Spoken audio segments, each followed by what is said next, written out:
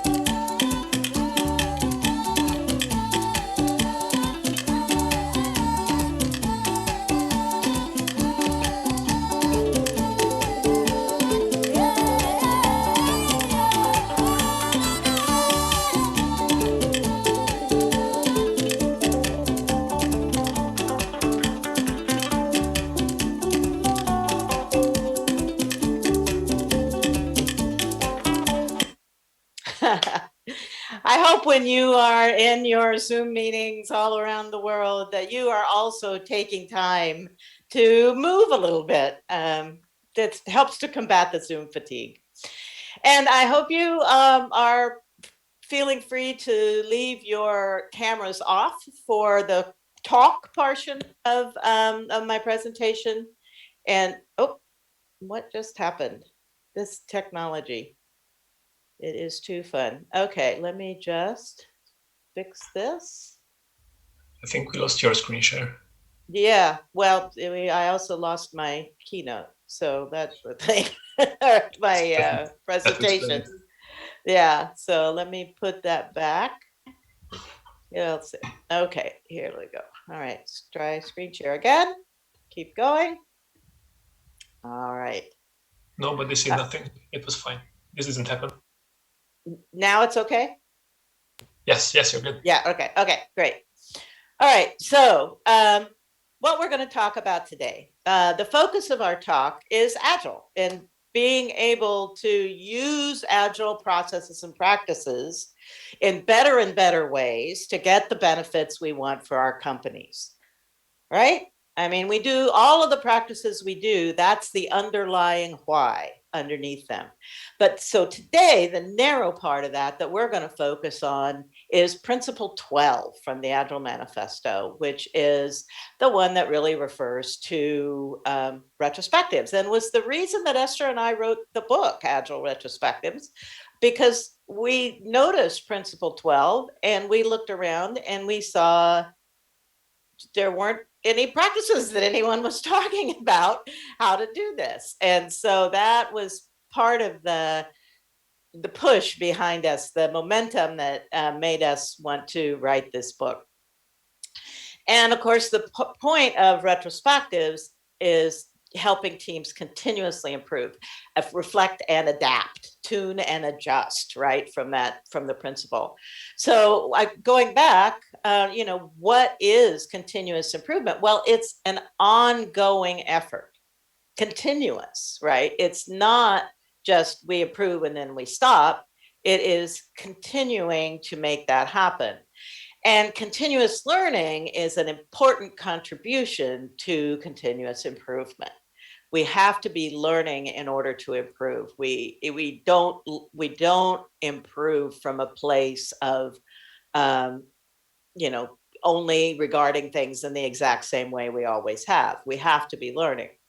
So in our book, Esther and I defined retrospectives this way. It was about teams learning and improving together, looking in the present at what had just happened so that we could have some kind of influence on the future. And that was in 2006. But in 2019, the last time a group of retrospective facilitators were able to get together in face-to-face, we created an extension of that definition. And we added in the element that this is an event for active team members to do their own reflection and their own tuning and their own adjusting, to review their recent past work, do some analysis, figure out what actions they think they need to take to improve the future.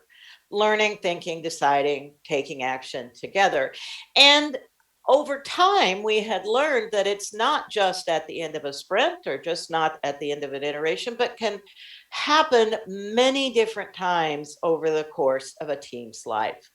So, so now this is the more expanded version of what does it mean to do Agile retrospectives. Now, back to my original point of if we are going to take an Agile approach, this piece, this principle 12, this reflect, tune, adjust, do a retrospective, is essential. It's integral to what that means. And Jutta, I think, who's also speaking at this conference, mentioned that in her keynote way back in 2005, right? So why do we hold retrospectives? Well, at that same one of the earlier retrospective gatherings, one of the early 2000s ones, the folks got together and said, well, why is my company supporting me to do this? And why is your company supporting you to do this? And so on. And out of that conversation, the group created a list. And they knew that from what their leaders were telling them, that retrospectives were a good investment because they saw they were getting increased productivity, capacity, capability, product quality was going up, that teams were learning to collaborate with each other, and that helped them collaborate with folks outside of the team. And there was just generally higher morale and greater psychological safety. So it's worth it. It's worth it to take time to hold a really good retrospective. And that in the context of the larger understanding of organizational complexity and organizational moving forward growth, Meg Wheatley says small changes can often make a big difference. If there's a culture that encourages innovation and creates an opportunity to share small changes openly, then improvement happens, right? This is a part of the natural way that complex systems work, but it needs that cultural element that says we're going to support the retrospectives and other learning events that need to happen. So why do we think about learning in particular? Why do we focus there? Well, back in the 60s, Peter Drucker defined what he called knowledge work that was going to be the coming work of the next decades. The idea that people weren't just going to be using their muscles, they were also going to be using their brains. They were going to be manipulating information. They were going to be being able to save and draw on information they already knew to create their new work. Well, as we've moved into the 21st century, knowledge work really has become learning work. It's not enough that we can draw on old information. We have to learn what new is emerging. And we need to be able to do that in a good way. And if we do that in a good way, then learning leads to agility, it leads to greater organizational and team resilience, it leads to improvement. So, and Russell Aikoff, another important voice in the complexity world, talks about that. Why does this keep happening? I'm just, you know what I'm going to do? I am going to just share from here. Maybe that will help. We'll see if that will help. Okay. So an improvement program must be directed at what you want, not at what you don't want. So we can't just say, make a list of what went well and what we want to do differently, and then say, we don't like how this happened or what didn't go well. Let's focus in on this thing that didn't go well. We have to be thinking about what we do want. What is the new outcome we want that's different than what we have been experiencing before? That's the only way to get to improvement. So can I do this way, or do I have to click over here? Okay. So this is so always fun. So the other aspect of this is that learning and change go hand in hand. Once we learn something, whether as an individual or as a team, we can never go back and be that individual or that team that doesn't know that thing. We are permanently changed. Once we learn a thing, it creates a change in us. And then once we are that changed person, we discover new things, or that changed team, we discover new things to learn. So it's an ongoing cycle. And in our world, change, and when we're talking about retrospectives, generally means the kinds of improvement actions that we're seeking. And Jeff Sussna, back in 2018 at a keynote that he did for a conference, said, you know, in the software world, learning is what we do every day. We're continually learning about the behavior of the code. Maybe we're doing TDD, maybe we're doing little tests. We're learning about what happens when we write our unit tests. We are learning about how, you know, the overall, how our code fits into the larger body of legacy code. We're learning about our customers and their domains. We're learning about how to interact with our product owners. We're learning how to be good team members. It goes on every single day, learning, learning, learning. So, and the good news is that as we get better at learning, that is a competitive advantage. It is our only competitive advantage. The faster we can learn and produce new ideas, produce new products, produce new things, the more we have a competitive advantage. So I'm going to stop here a moment, and I'd like you to stop to think about, what was the last thing your team learned together?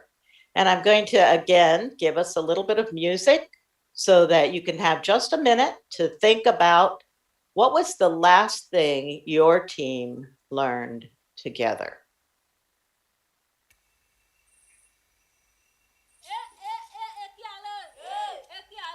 Are you getting the music, Sultan? Good.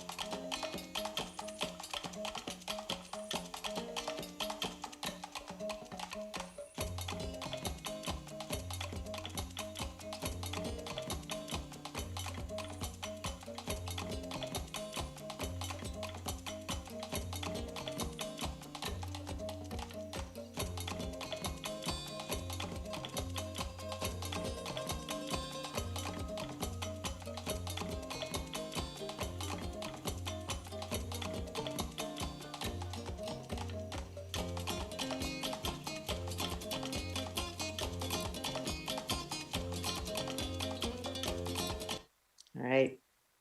So I'm a part of a team at the Agile Fluency Project, and the last thing my team learned together it was about some new administrative things we want to try. We are unhappy with how some of our administrative things have been playing out, and so we've been talking about, what do we want to happen instead. So if you can't think of anything that was the last thing your team learned together, then my advice to you is to make time for learning with your team.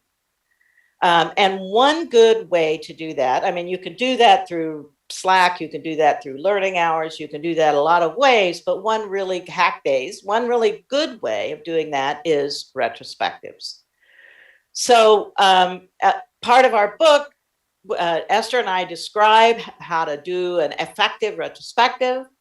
When retrospectives are done well, they create tremendous space for learning. And so that's what we want to see happen. And it creates the qualities of a space for learning, for team learning, that we need. The sort of tone of communication and empathy, and the bedrock of interpersonal trust and interacting together with mutual respect. Moving on our team from kind of arm's length, work only kind of relationships to relationships where we really care about our teammates' well-being and what we can produce together. And then also it's a quality of making enough time at the right times. Those are the safe spaces. It's not, retrospectives don't work well if we don't give people enough time to dive deeply into creating those improvements that are really going to give them what they want. So sometimes to do that are for what I'm learning from people who are doing mob or ensemble programming, is you can do a very short retrospective at the end of every Pomodoro.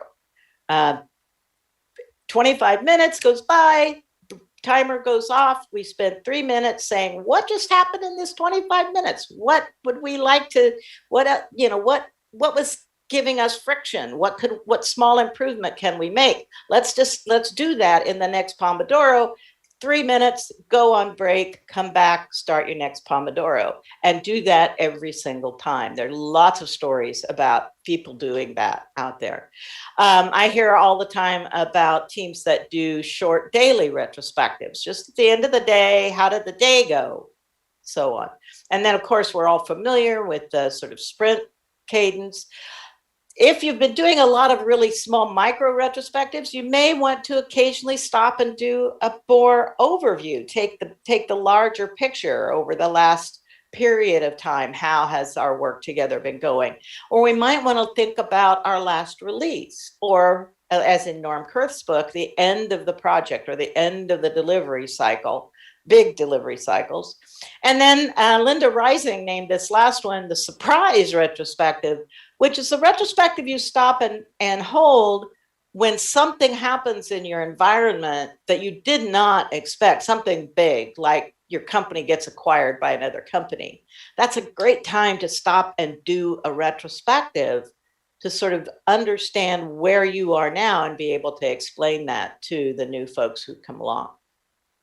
So along with when do we do retrospectives is what kind of retrospectives do we do? And Esther and I did a really good job, I think, of describing kind of a group process retrospective where a series of facilitated activities take you through that learning, thinking, deciding, and moving into action process. But there have been, since then, there have been lots of other books written, lots of online material. And we've learned that metaphor retrospectives, where it's like, what if our sprint was an oncoming train or a speedboat or something like that?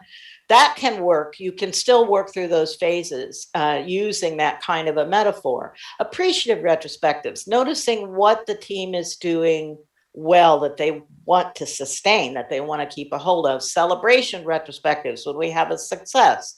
Using a lean coffee format to kind of, mix things up. And only with a lean coffee format, you need to add on the action step at the end.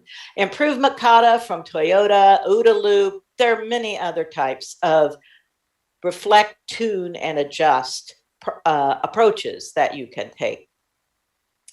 But what we want to make sure of is that team learning and psychological safety is at the center of it. And we all, whether we're a team member or whether we have a leadership role or both, need to model the kind of behavior that creates psychological safety. People cannot learn from a place of fear. And so they're not going to improve if there's in fear either.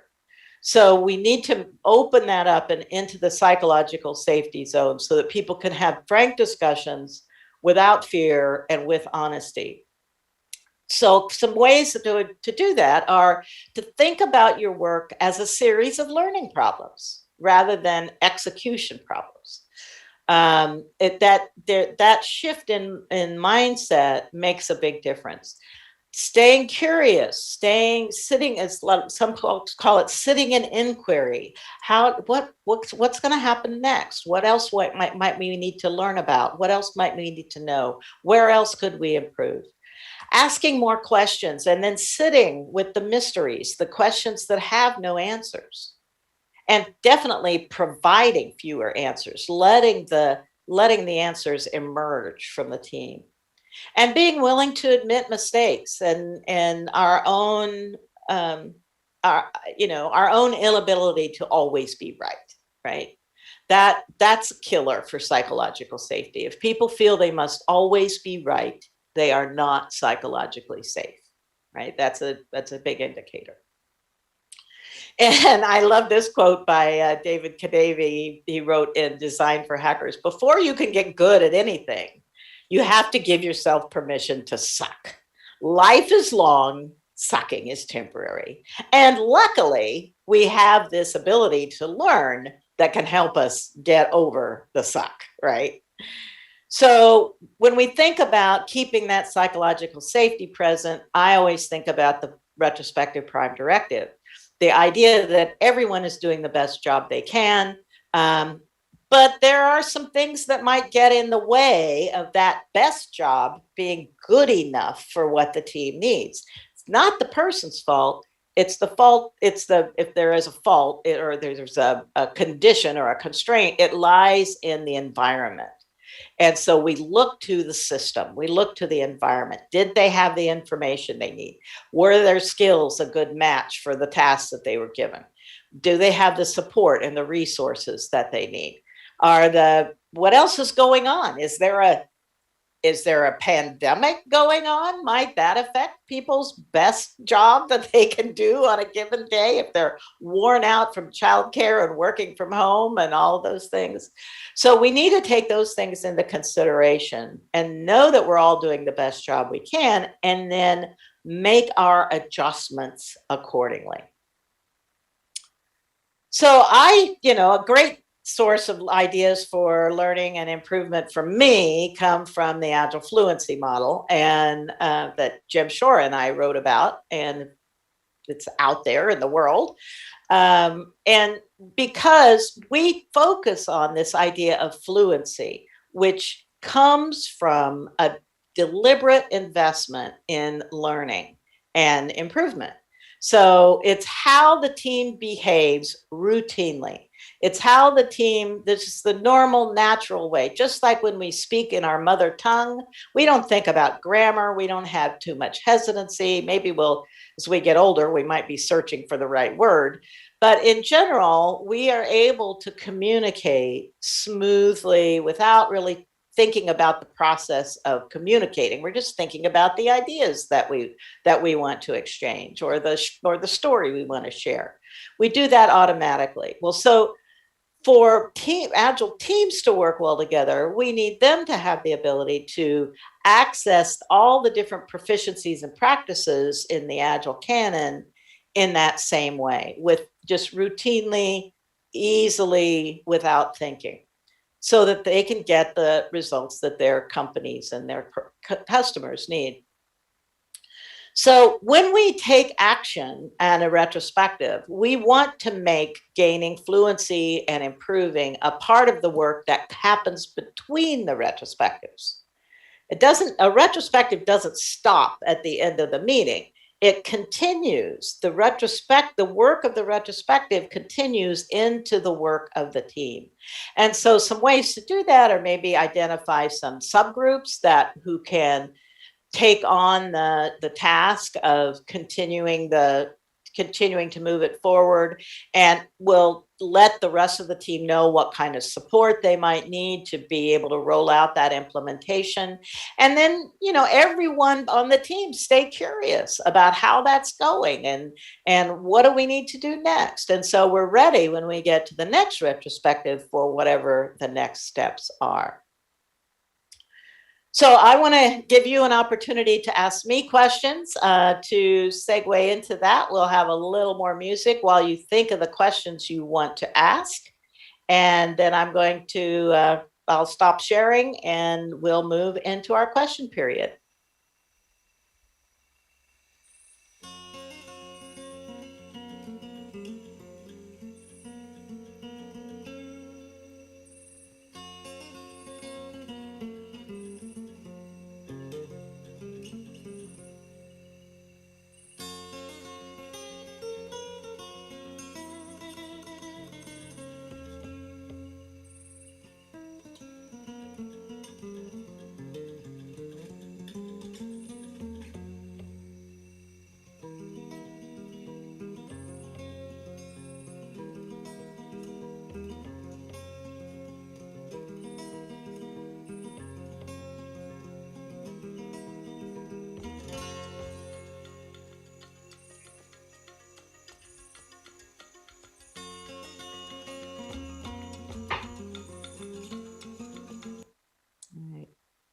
And by the way, that all three of those pieces of music come from a group called Baka Beyond, BAKA Beyond, and I just love all their music. It's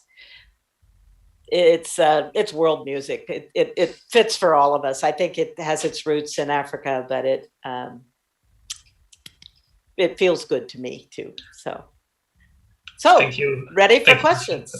Amazing. That, I gotta say, that music was perfectly timed. Like, it usually takes some time for questions to come in. Like, just when you stopped it, like 4 questions like this. So, yeah, first of all, thank you for the talk. That was amazing. Mm-hmm. And good job getting over those like technical difficulties. It's fine. Don't worry about it. Okay, so yeah, I'm just going to go by number of votes. Our first question is from Paulius. I'm sorry if I butchered your name. I think that's roughly the correct pronunciation. How do you best establish the practice of retrospective, especially if the team is not seeing the value in it? I get this question a lot. And, the first thing I do is I go back to that, principle 12. It's right there in the Agile Manifesto. This is one of the principles. This is one of the things we need to do to be agile. And so that tells me, as a team, let's get curious. What is it about our retrospectives that isn't serving us in the way we want it to? And so that becomes the focus of the next retrospective. How do we make our retrospectives more useful to us? How do we make our retrospectives, what's one first action we can take to ensure that our retrospectives serve us well and feed us the kind of improvement actions that we need to work better together, to do better work, to make higher quality products? I don't believe that there is a team on the planet. I don't believe that there's a human being on the planet that we would call perfect, right? So there is always room for improvement. So that's my first step. Hold a retrospective on why you're, what else you want from your retrospectives. Why did they feel like a waste of time for you? Now, if the constraints of the system are such that you cannot hold really effective retrospectives, that's a different story. And then I would be talking to people who have leadership roles in my organization about them advocating with other leaders in our organization about making time for this. Because without learning and improvement, software doesn't work. I mean, that we just don't get good software if we're not, it's learning work. And so we need these, if nothing else, retrospectives give us the opportunity to practice that skill of learning together. If only that in the beginning. How do we get better at learning together? And so on. And so, I would, we have data. I would take to the leaders that list of why some organizations are supporting retrospectives. I think the primary reason that, in my experience, the primary reason that people are not getting good value from their retrospectives is, unfortunately, they are relying on what they were taught to do in their Scrum Master training or in their Jira training and their Confluence thing that just says a retrospective is 2 lists. What do we do well? What should we do differently? Who, maybe another list of who do we want to appreciate, and then we're done. And that's not a retrospective. That's a tiny piece of a retrospective. It doesn't include the idea of getting people ready to have that meeting. It doesn't include the engagement of all the team members. Every time I have seen someone use that, and I get invited in to watch, kind of to review and comment on how boundary ceremonies are going in organizations a lot. I get that a lot. And so I will go in and I will watch, and then I will give some feedback on what's going on. And every time I see a team that's sitting like this and clearly not enjoying their retrospective and wishing they weren't there and thinking it's a big waste of time, it's because they have no role to play. Some person, a product owner or a Scrum Master or someone, comes in, opens their laptop, or people come into the remote room. It's only the person who has the main Zoom camera is the one sharing their screen. They're the one doing all the typing into the screen of what did we do well, what could we do differently. Too often I see an anti-pattern, which is a Scrum Master who is also the product owner, or a product owner who's also the Scrum Master.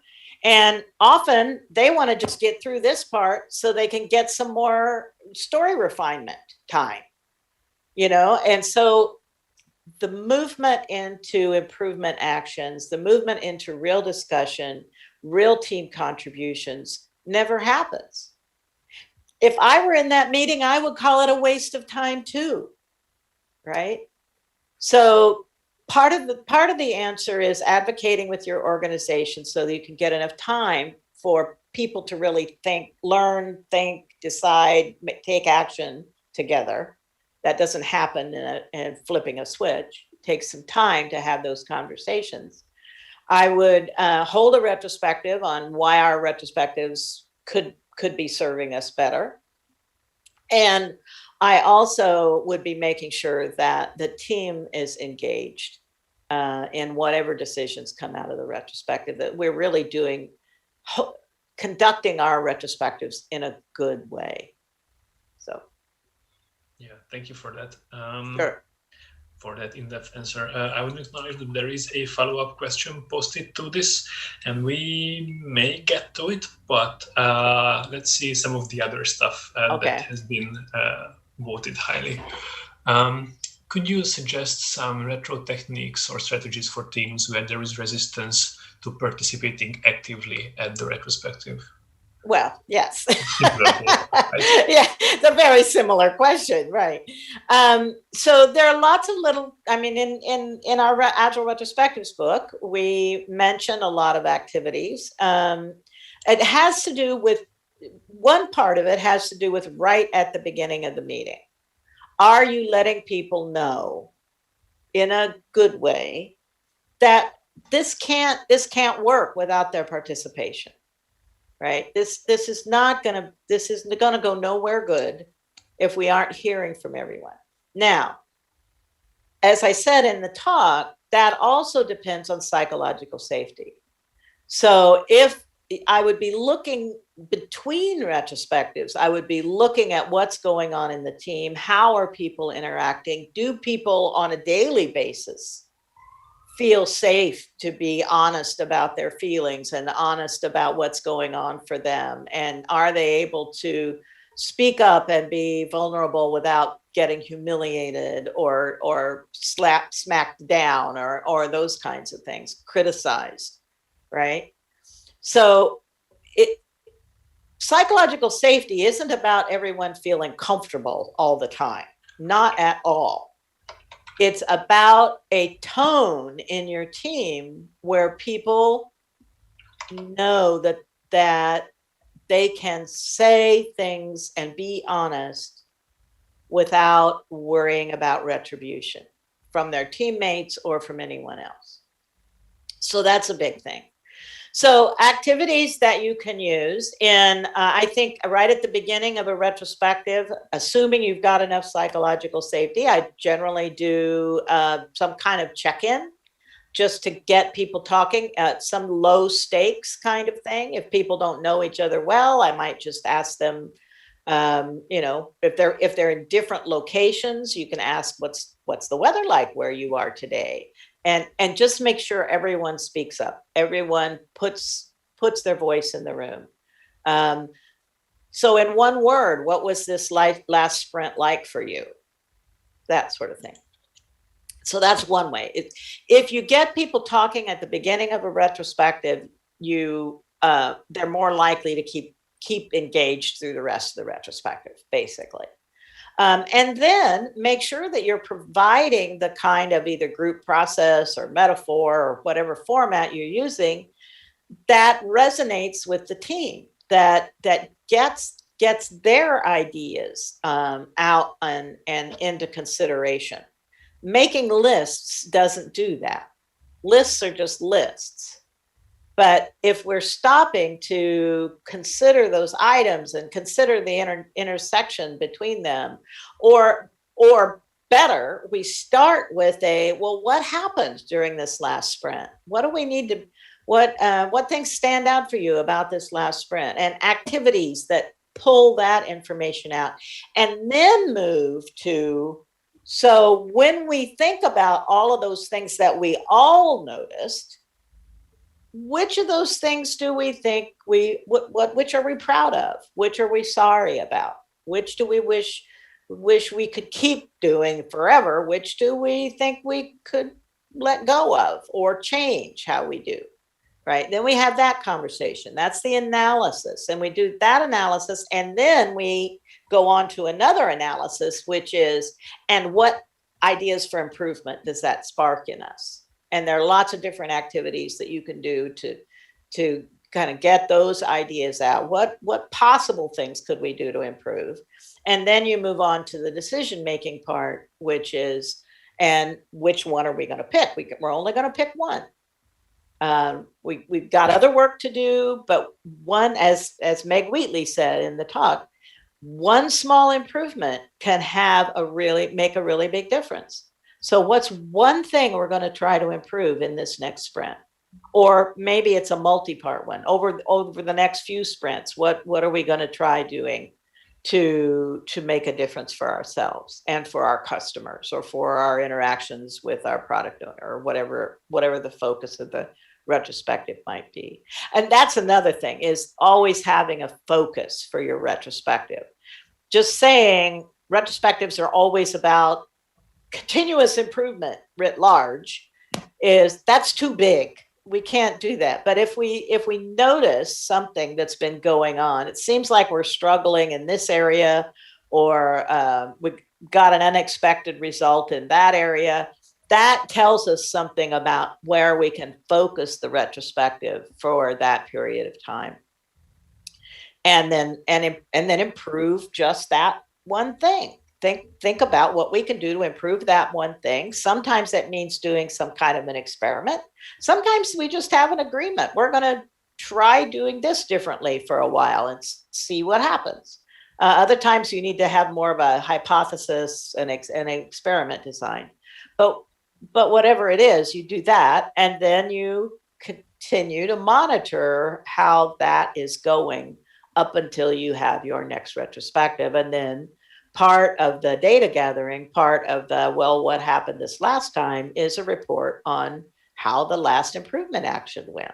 Now, that might not end up leading to a continuation of that conversation. That may be just one of a number of things that you talk about, that what happened during that iteration, but you at least make sure you pull that back in.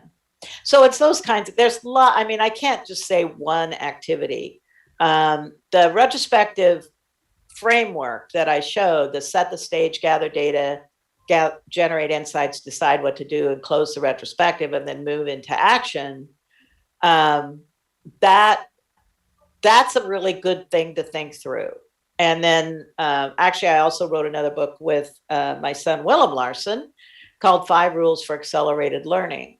And that's another set of ideas that you can look at for how do we create more engagement in our team. There's, the 5 rules. Well, I won't go into that right now. That's not part of this question. But I encourage you to look that book up. It's on LeanPub. And it's 95% done. So it's a lot of good material is already there. Awesome. Yeah. Thank you for that in-depth answer. We are very close to running out of time, but there is a strong theme that I want to touch on if we can. Yeah. A couple of different questions I'm going to try to summarize. When it comes to going from 0 to 1, like we're not agile, we don't have any of these processes, we don't have retrospectives. Right. The team doesn't think that retrospectives are a good idea. The team is not into agile. How do you get over that initial barrier? Well, it depends on where the movement toward working as a more agile team is coming from. If it's mandated by the rest of the organization, or if it's something that one team member wants to try and the rest of the team members aren't quite as convinced, I'm a consultant, so my answer is always it depends, right? So we look at all the factors and then we try to figure out a way forward. But one of the things that is the movement, and in the Agile Fluency model, we talk about that as going from pre-Agile into beginning to become Agile, right? And the biggest issue there is a shift from individual contributor culture to team culture.